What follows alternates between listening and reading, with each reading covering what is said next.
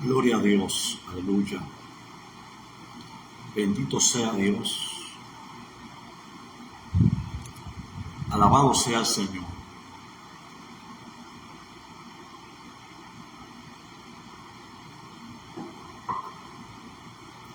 Dios le bendiga, Dios le guarde a todos mis hermanos de esta plataforma de Facebook, todos mis hermanos que se encuentran en la diáspora, Estados Unidos, Miami, Boston y Massachusetts, Pensilvania y en diferentes partes. Dios le bendiga, Dios le guarde en esta hermosa noche. Damos gracias a Dios por la oportunidad de que podemos una vez más, como cada lunes, en nuestro programa Abriendo la Escritura, llegar a este espacio para compartir la palabra del Señor con cada uno de ustedes, esperando que sea de gran bendición para todos ustedes. La intención nuestra es que seamos bendecidos, seamos enriquecidos con el conocimiento de la palabra. El mejor saber es el saber de la palabra del Señor. Amén. Así que quien le hable, saluda a su hermano pastor Félix Pérez desde la República Dominicana. Hoy, como cada lunes, impartimos una enseñanza. Hoy tenemos estudio bíblico. Es el quinto lunes que tenemos hablando del libro de Mateo. Hemos hablado anteriormente, estuvimos dando nada más lo que es el sermón del monte, ¿verdad? Pero ahora nos estamos enfocando en lo que es, por ejemplo, el nacimiento de Jesús, el llamado de Juan el Bautista, el llamado, la tentación de Jesús o la prueba. También estuvimos hablando de el trayecto de Jesús desde Nazaret hasta Capernaum, y hemos hablado de lo que sucedió en ese trayecto. Así que hoy vamos a darle continuidad a lo que es el capítulo 4, ¿verdad?, del libro de Mateo. Cada pasajes, capítulo de este libro es muy interesante, ya que Mateo le habla a los judíos, y en su presentación él presenta a Cristo como el Mesías, ¿verdad? Así que nosotros en esta hermosa noche queremos leer un texto para así poder fundamentar lo que queremos compartir en el día de hoy. El versículo 18 del capítulo 4 dice de la siguiente manera, del libro de Mateo, ¿verdad? Versículo 18. Aleluya, gloria a Dios. Andando Jesús junto al mar de Galilea, vio a dos hermanos, Simón, llamado Pedro, y Andrés su hermano, que echaban las redes en el mar, porque eran pecadores. Ya estando en Capernaum, Jesús comenzó a elegir los discípulos.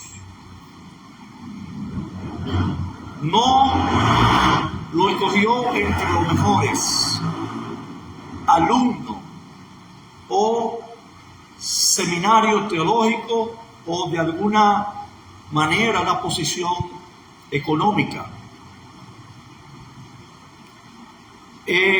La palabra tiene que ver con Yeshiva, que es teología o seminario, ¿verdad? Y en Jerusalén. La mayoría de ellos los escogió a la orilla del lago, y muchos de ellos eran simples pecadores. Para nosotros es importante poder entender que Dios en sus elecciones no tiene que ver con riqueza, no tiene que ver con posición, aunque dentro de los llamados y de los escritores de la Biblia encontramos diferentes tipos de personas, desde campesinos hasta profetas, maestros, monarcas como Moisés. Y ver a Jesús en estas elecciones y ver tratando con personas que eran pescadores, que su labor era la pesca, pero no quiere decir que aunque ellos sean pecadores del hombre, no fueran judíos dotados. ¿Verdad que sí? No. O que no sean devotos. Es evidente que ellos amaban a Dios y conocían la Escritura, pero tal vez no tanto como otros que se dedicaban al estudio. No tanto, aunque no fueran expertos en la Biblia, ellos tenían un corazón dispuesto, y eso fue lo que vio Jesús en ellos. Cuando nosotros vemos a Jesús eligiendo a los pescadores, lo vemos hacer la elección no por la gama de estudio o la calidad de estudio que tenga, sino por la disposición también que hay en el corazón del hombre. Dios escudriña el corazón, escudriña el pensamiento y ve la capacidad, y de allí el Señor sabe para quién dar cada quien. Y dice la palabra del Señor que Él no pone carga que nosotros no podamos llevar. Es decir, cuando Dios nos asigna una tarea, es porque Él, antes de hacerla, ya vio que tenemos la capacidad de hacer. Porque Él no pone carga a nadie que no pueda llevar. El apóstol Pablo, hablando de medidas, dijo que él habla sabiduría, ¿verdad?, con aquellos que han alcanzado madurez, y que se les revela a aquellos que han alcanzado. Es decir, es importante porque no podemos obviar, no podemos decir, ¿verdad?, y tomar a Pedro como un ejemplo para no estudiar la palabra, para si tenemos la oportunidad de prepararnos en el instituto o en la universidad en una manera para poder ejercer con mayor fluidez y mayor efectividad lo que es el ministerio, ¿verdad? También nosotros debemos prepararnos, ¿verdad que sí? Porque yo estoy hablando que ellos eran pescadores, pero ellos eran dotados.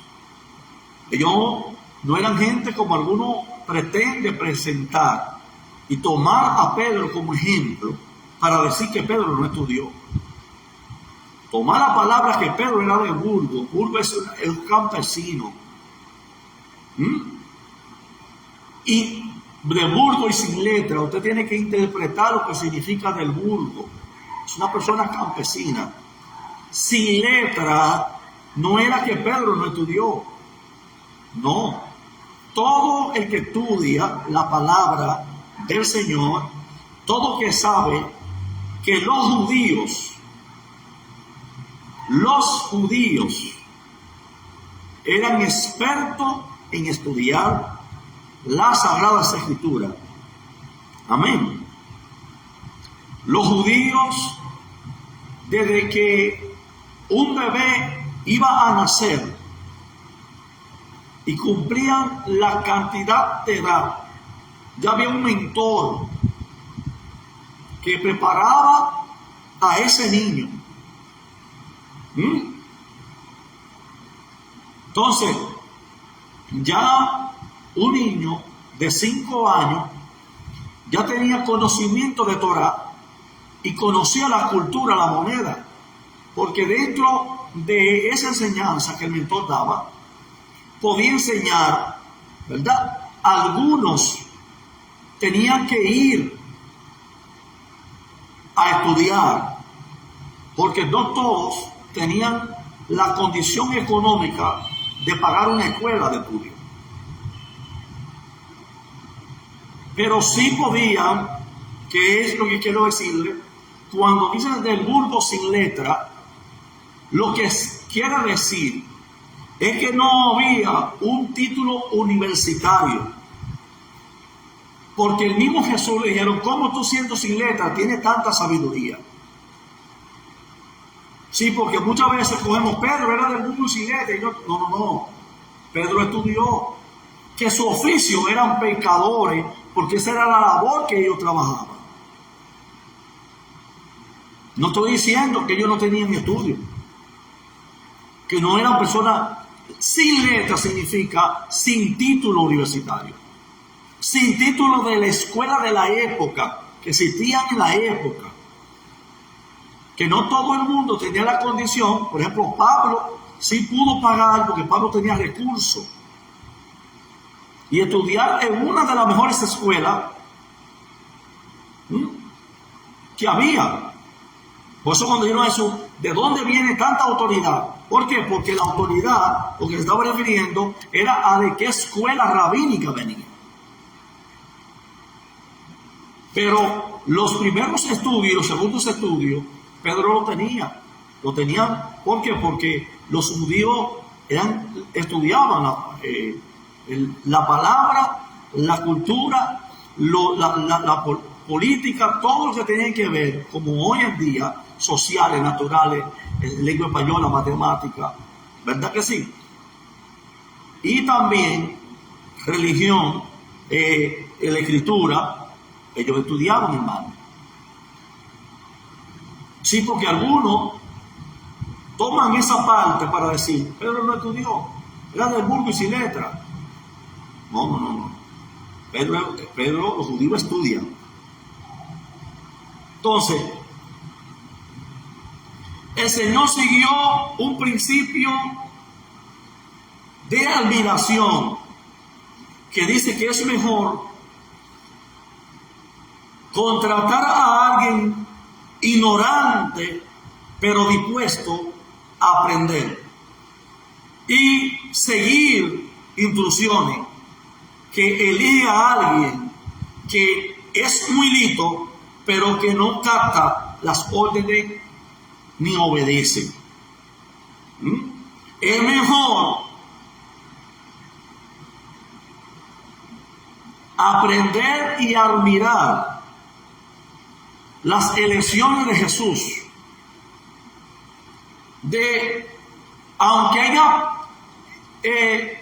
ignorante en algunos aspectos de estudio, en Pedro y en Juan, pero están dispuestos a obedecer las instrucciones que le da el superior, que tener un alto nivel de estudio académico y que no obedezcan a nadie.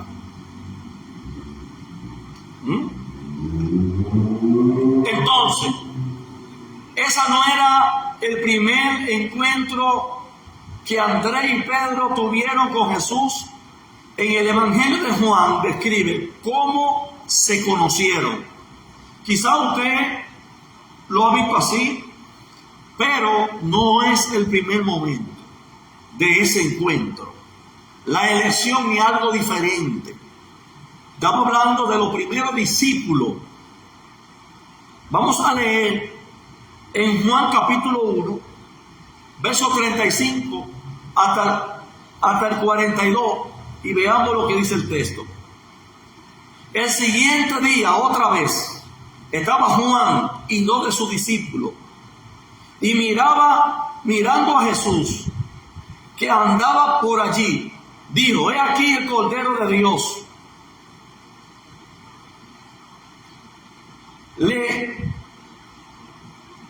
El Cordero de Dios. Oyeron hablar en dos de sus discípulos y siguieron a Jesús, y volviéndose a Jesús, viendo que le seguían, le dijo: ¿qué buscáis? Ellos le dijeron: Rabí, que traducido es maestro, ¿dónde moras? Le dijo: venid y ved.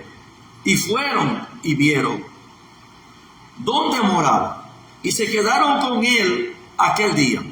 Pero era como la hora 10. Andrés, hermano de Simón Pedro, era uno de los 12, de los dos que había oído a Juan y había seguido a Jesús. Este halló primero a su hermano Simón y le dijo: hemos hallado al Mesías, que traducido es Cristo. Y le trajo a Jesús, y mirando a Jesús, dijo: tú eres Simón, hijo de Jonás, tú eres llamado Cefá, que quiere decir Pedro. Andrés era discípulo de Juan el Bautista, quien lo refirió a Jesús. Definitivamente, Andrés quería seguir a Jesús, pero debía esperar a ser invitado, porque el maestro es quien escoge a su discípulo, no es el discípulo al maestro. Mateo no narra cuándo llegó el día de la invitación. Lo que hace Mateo es que nos está narrando el día en que llegó la invitación, pero no fue la primera vez que tuvo el encuentro de Andrés y Pedro con Cristo. No. Cuando él lo llamó, no fue el primer encuentro. Ya habían visto otro encuentro, pero todavía no se me había dado el caso de invitarlo a ellos para que sean discípulos de Jesús. Porque no es el discípulo que elige el maestro, es el maestro que elige el discípulo.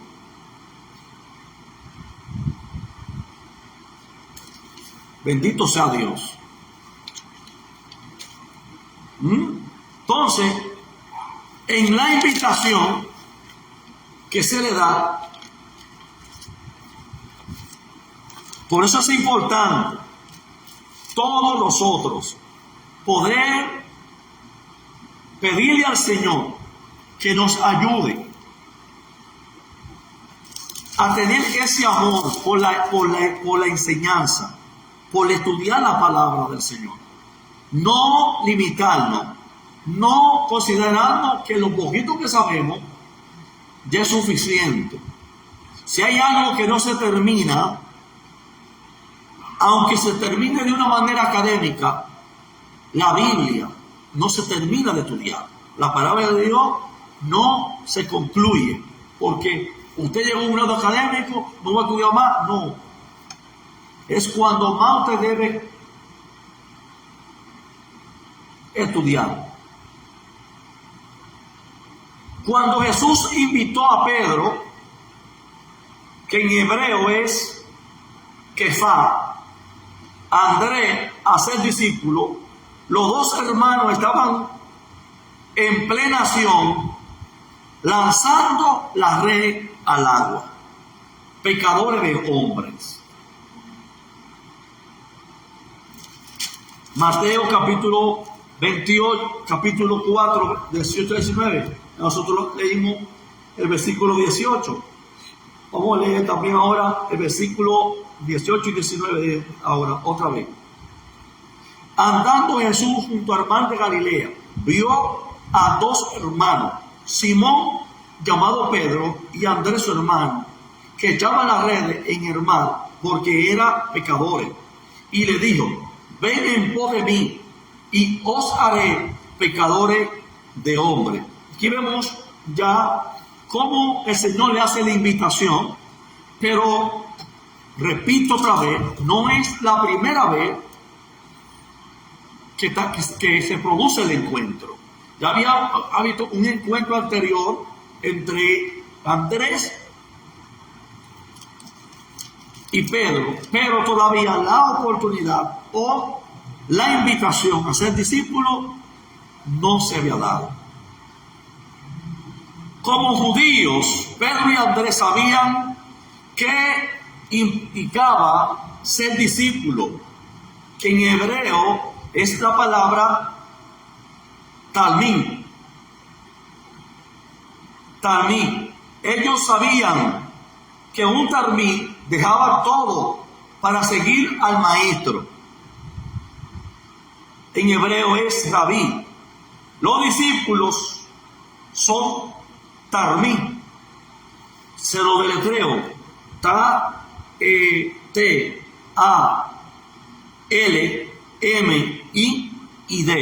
Es decir, los talmid saben que una vez que son elegidos, deben dejar todo para seguir al maestro que lo eligió. Por eso quien elige es el maestro, no el discípulo. Pues no solo se trataba de aprender información de él, sino aprender a vivir como él anduvo. No solamente se trataba de recibir información, también tenían que aprender a vivir como él vivió. Gloria al Señor. Entonces, cualquier persona podía aprender lecciones de un rabino, pero el discípulo era entrenado para convertirse en un rabino al estilo del maestro. Escuche bien. Cualquier persona podía tratar de aprender informaciones o lecciones de un rabino. Cualquier persona podía acercarse y recibir lecciones de un rabino.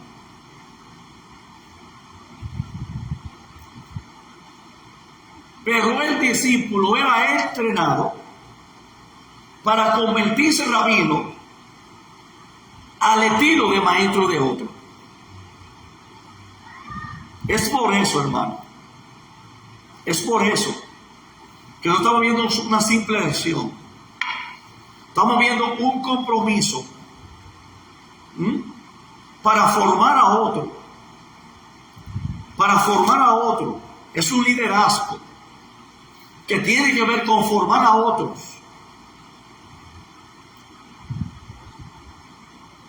Entonces, en los Cristos judíos hay un refrán que dice: deja que tu casa se convierta en el lugar de reunión para los rabinos. Escucha bien, por eso habían personas, usted va a encontrar en la iglesia primitiva, usted va a encontrar en el Nuevo Testamento, en la Antigüedad también, personas que facilitaban su casa.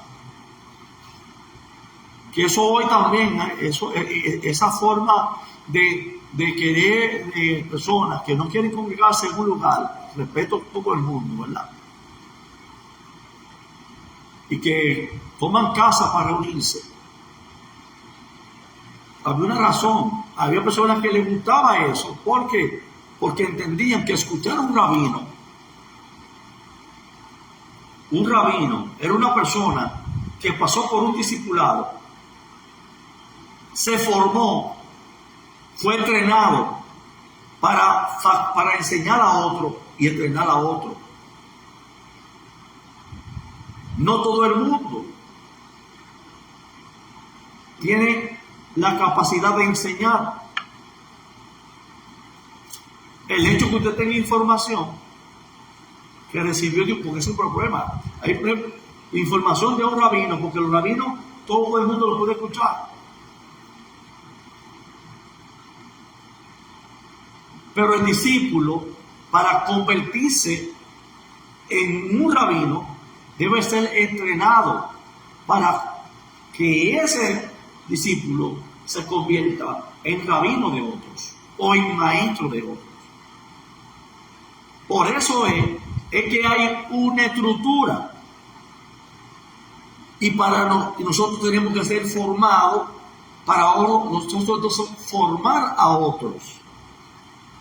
Porque Pedro fue formado y Andrés por Jesús. Por eso Pedro pudo formar a otro. ¿Verdad que sí? Entonces, nosotros debemos entender, tener claridad en eso.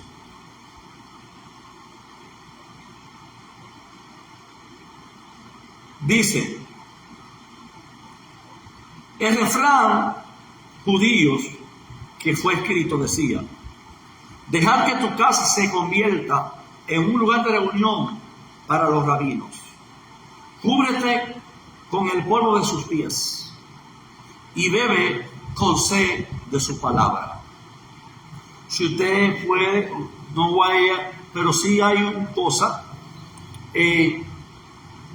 Pisqueí Abod, en la página 1,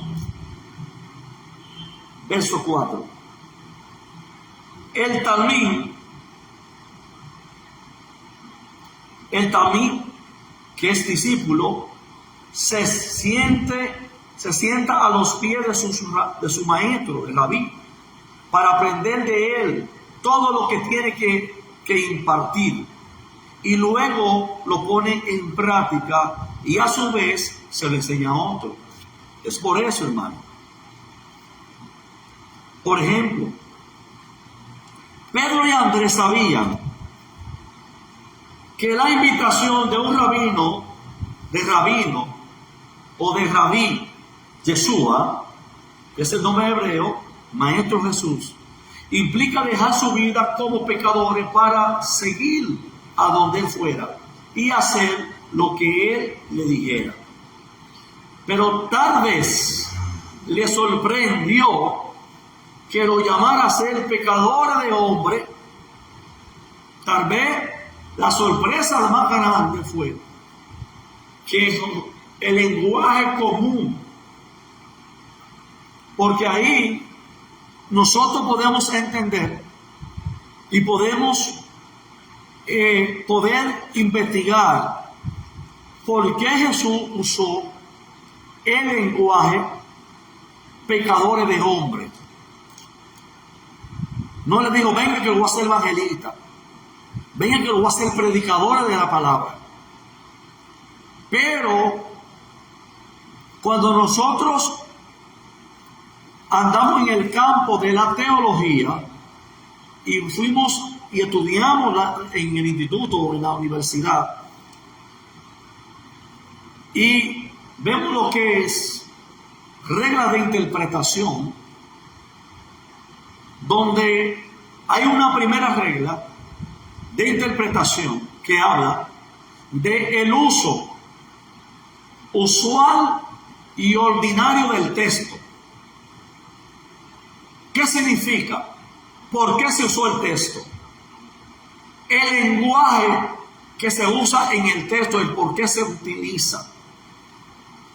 ¿Ya ve? Reglas de interpretación.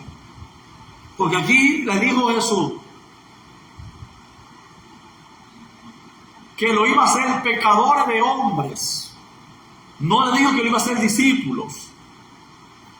Sí, pero la formación que iba a recibir era un discipulado, una maestría, una formación. Para ello, ponerlo en práctica y formar a otro. Entonces, cuando nosotros vemos en la interpretación el uso del texto, porque la primera regla de interpretación es el lenguaje usual y ordinario del texto. Lenguaje.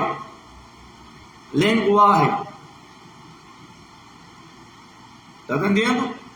Lenguaje. Uso. ¿Por qué se usó? ¿Por qué se dijo? Ahí entra lo que se llama el exégesis en el texto, que tiene que ver con el contexto cultural, según el texto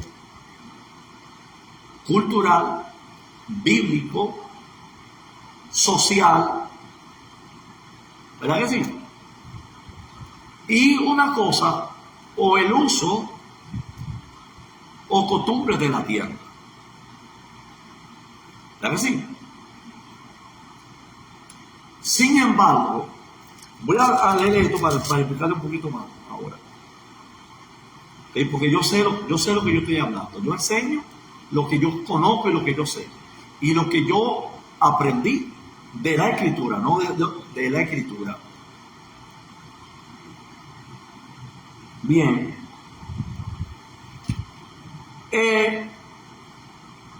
Decía que tal vez Pedro y Juan fueron sorprendidos a ser llamados pecadores de hombres. Jesús le habló en su idioma, en su lenguaje que ellos tenían. Había un lenguaje en su idioma, no solamente por lo que estaban haciendo, sino había un lenguaje que se utilizaba, y Jesús está usando el mismo idioma que ellos utilizan, no solamente con la labor, es decir, pero no solo usó esa frase como lo entendieron, sino como un mensaje que había una alusión a una profecía de Jeremías. Jeremías capítulo 16, versos 14 y 15 dice: no obstante, he aquí, vienen días, dice Jehová, en que no se dirá más, vive Jehová que hizo subir a los hijos de Israel de la tierra de Egipto, sino vive Jehová que hizo subir a los hijos de Israel de la tierra del norte y de toda la tierra a donde lo había arrojado, y lo volveré a su tierra, la cual di a su padre. He aquí que yo envío muchos pecadores, dice Jehová, y los pescarán, y después enviaré muchos cazadores y lo cazarán, porque todo monte y todo collado y por las cavernas de los peñascos. También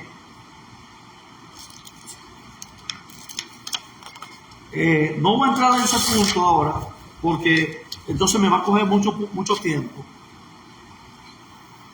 Pero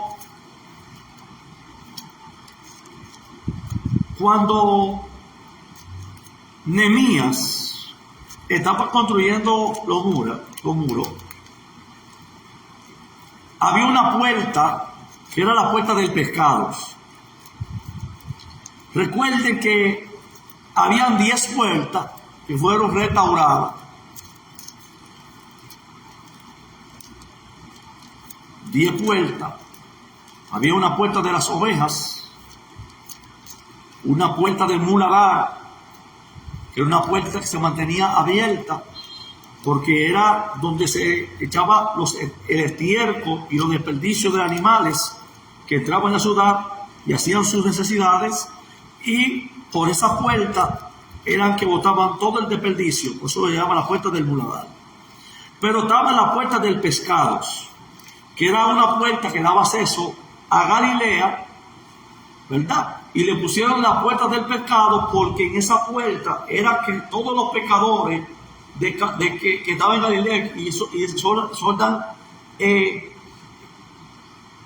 aledañas subían para vender la pesca, lo que en el día habían trabajado. Por eso se les puso la puerta del pescado y tenía como una señal un pescado encima.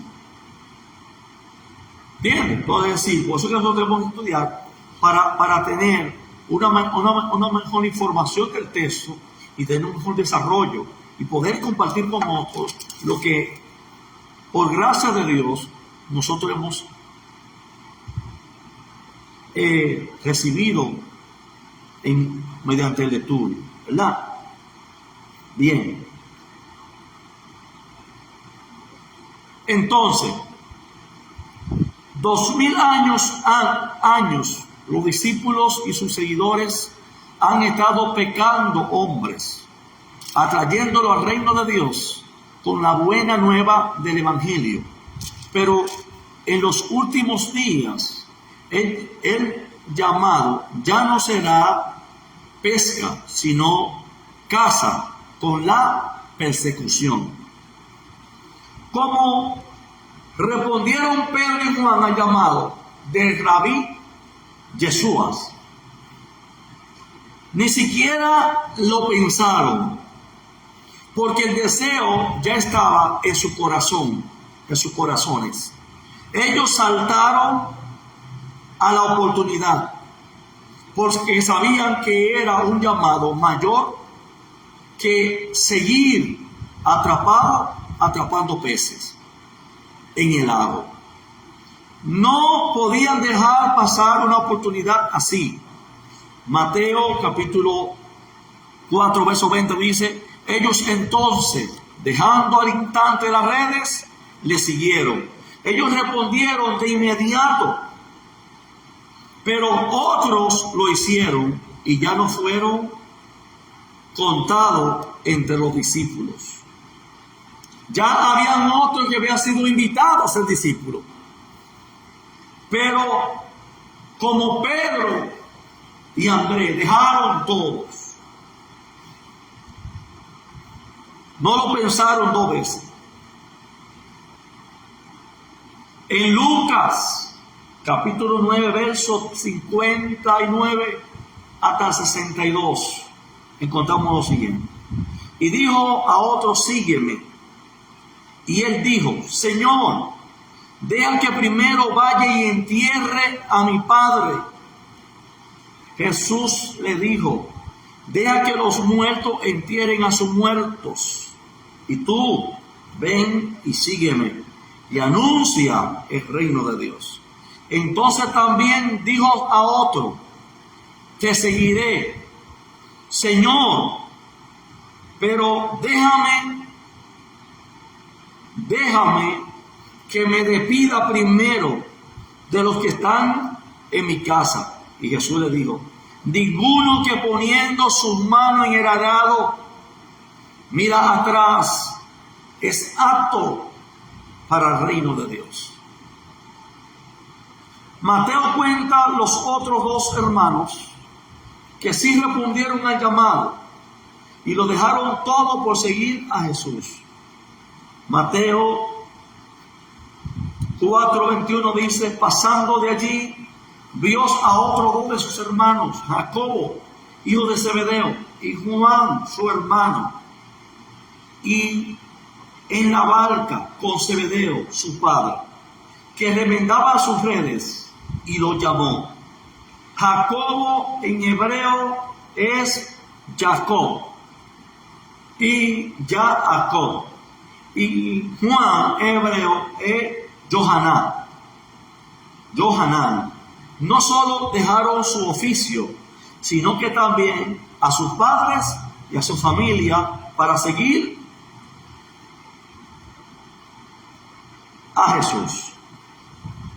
Pedro, Andrés, Jacobo, Juan fueron los primeros discípulos y luego llegaron otros que se mencionan más adelante. El ministerio de Jesús, a final del capítulo 4, describe cuál era el ministerio de Jesús. Mateo 23, capítulo 4, verso 23 dice: recorrió Jesús toda Galilea, enseñando en las sinagogas de ellos y predicando el evangelio del reino y sanando toda enfermedad y toda dolencia en el pueblo. Jesús enseñaba la palabra de Dios y predicaba el evangelio del reino. Evangelio viene del griego evangelio, que quiere decir literalmente buena nueva o buen mensaje. En otra palabra, Jesús enseñaba la buena nueva del reino de Dios. Es decir, Jesús enseñaba un mensaje de esperanza, un mensaje transformador, alentador, un mensaje que traía cambio, y en él había un mensaje de arrepentimiento. Mateo capítulo 4, verso 17 dice: desde entonces comenzó Jesús a predicar y a decir: arrepentido, porque el reino de los cielos se ha acercado. El mensaje de arrepentimiento no es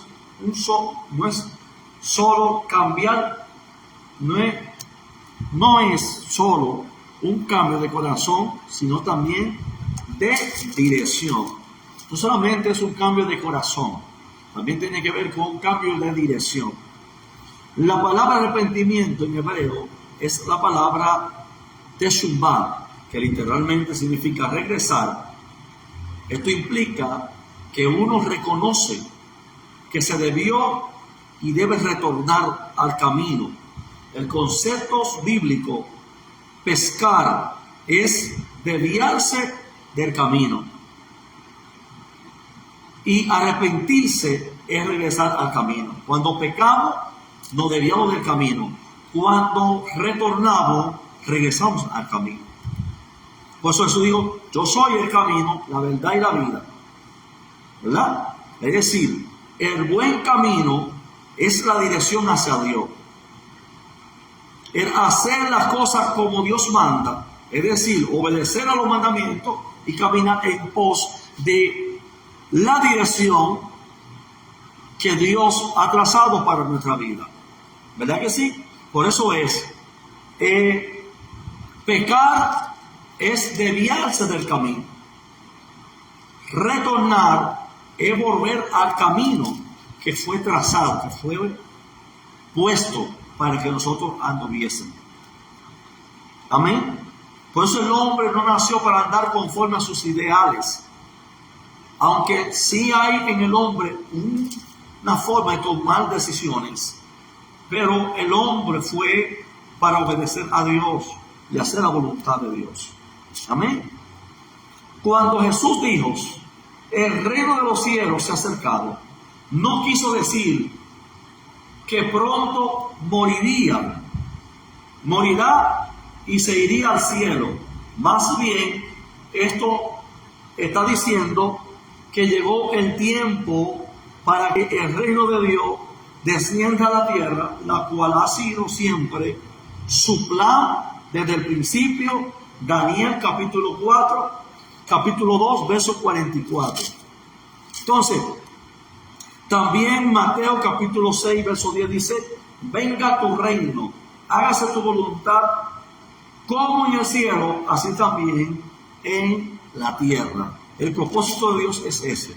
El reino tiene una constitución, y para permanecer y entrar, porque cuando dice que el reino se ha acercado, es que el reino está disponible. Para usted entrar en el reino de los cielos, no tiene que morirse, no tiene que esperar a morir.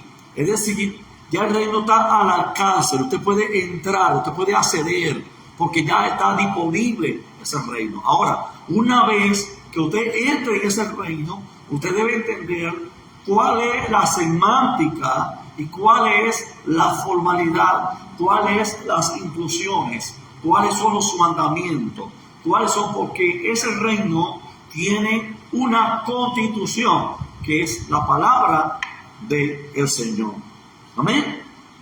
Entonces, otra traducción dice: el reino está a la mano. Esto quiere decir que está listo para que los accionemos y lo pongamos en práctica. También está a la mano, implica que podemos alcanzar. La Biblia dice que los mandamientos no están lejos, sino difíciles de cumplir. Deuteronomio capítulo 30, verso 11 al 14 dice: porque este mandamiento que yo te ordeno hoy no es demasiado difícil para ti, ni está lejos, no está en el cielo, para que diga quién subirá por vosotros al cielo, y no lo traerá ni lo hará oír para que lo cumplamos, ni está al lado del mar, ni al otro lado del mar, para que diga quién pasará por allá. Nosotros en el mar, para que nos traiga y nos lo hagan oír, a fin de que cumplamos, porque muy cerca de ti está la palabra, en tu boca y en tu corazón, para que la cumpla, dice Hashem, Yahweh, Jehová. Los mandamientos son alcanzables, pero los problemas del corazón son: ¿decidimos obedecer o no? La elección es nuestra. Ahí está el texto.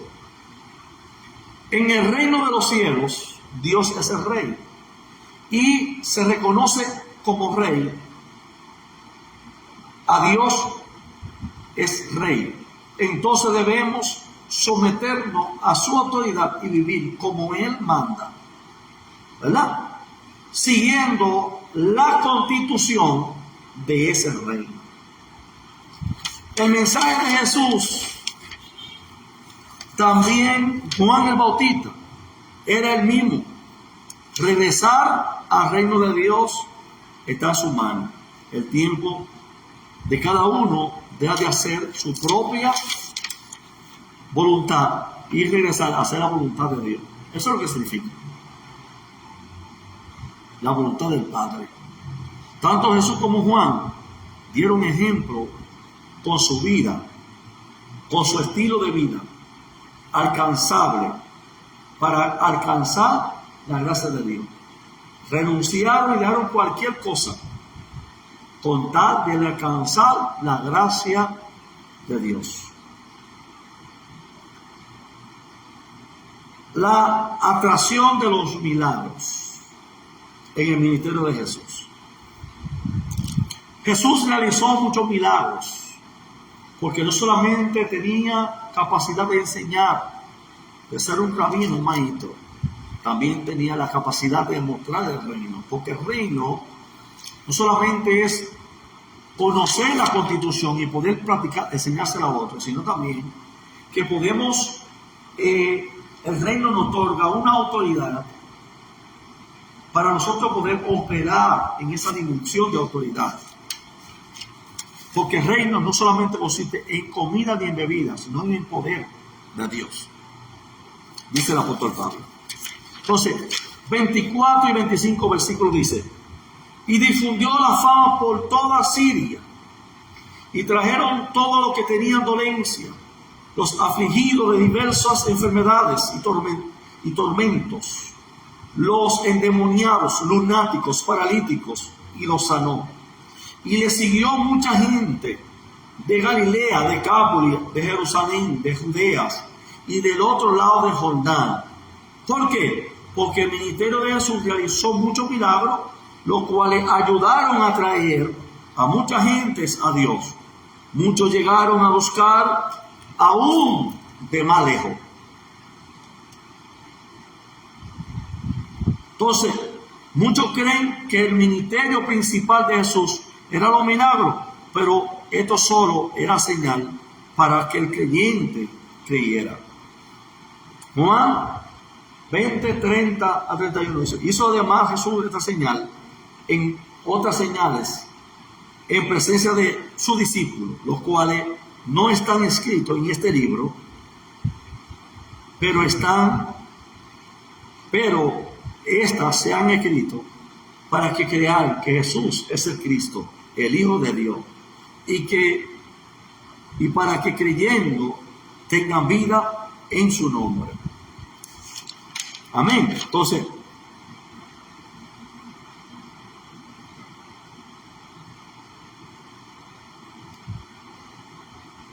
como ya nosotros nos dimos cuenta que el tema central es el reino, ¿verdad? Y el reino tiene una constitución, una formalidad que hay que cumplir. No es siempre a través de la historia, a través de la escritura. Vemos al Señor tener una exigencia en aquello que llama. En aquello que llama.